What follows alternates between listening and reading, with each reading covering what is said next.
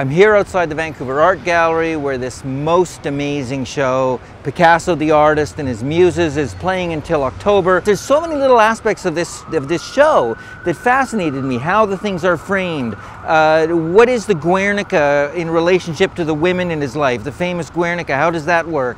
And I got the remarkable Thom, senior curator here, to take me through the show and to answer all these really fascinating questions about the women in Pablo Picasso's life. Picasso, in this exhibition, we deal with the 6 muses. The first was a woman named Fernande Olivier. She was a professional model working in Paris, and when Picasso met her, she was actually living with another artist in the Battle of Loire. Picasso lured her away because he was enchanted by her wonderful red hair, and she's the person who sees him through from the blue period to the rose period and into the beginning of Cubism. So she's fairly critical in terms of the evolution of his career. However, eventually they drifted apart because she realized, probably something that was true of all of the subsequent muses, is art was the most important thing. The model was always last. This is a work called Heroic Head, which dates from the early 1920s. This is an image of his first wife, Olga Koklova, who was a Russian ballerina who he met in 1917, and they got married in 1918 and led a wonderful bourgeois life and had Picasso's first child, Paolo. But Picasso realized that this was not the life for him and met Marie-Thérèse Walter, and history unfolded. This is a painting called Femme couchée lisante, or Woman Lying Down Who's Reading. It dates from 1939. It's a painting of Marie-Thérèse Walter, who is in fact the third of the muses in this exhibition. She met Picasso when she was 17 and he was 45, and he announced to her, "I am Picasso." She didn't know who he was.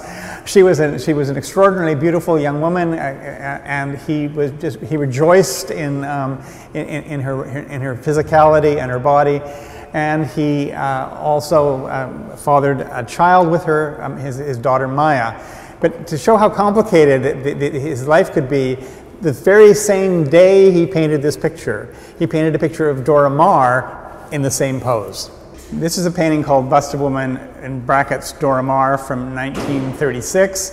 It's a painting of the sort of fourth of the 6 muses, Dora Maar, who was an artist in and of her own right, and is very important in Picasso's career because she introduces him to the Surrealists, and also because she was a photographer, she documented the creation of one of Picasso's greatest works, Guernica, and we include some of those photographs in the exhibition. I'm standing by a painting called Femme au collier jaune, or Woman with Yellow Necklace, which is actually a portrait of Françoise Gillot, who is Picasso's 5th muse and the mother of his 2 children, Claude and Paloma. She is a woman who he met in 1943, and she left him in 1953. The only woman to ever leave Picasso, and wrote a sort of a tell-all book, which, as a result of which, when it was published in 1955, Picasso never spoke to her again. This is a painting called Reclining Nude from 1964. It's a portrait of Picasso's second wife, Jacqueline Roque, his last muse in this exhibition, and the woman that was with him from about 1953 to his death in 1973.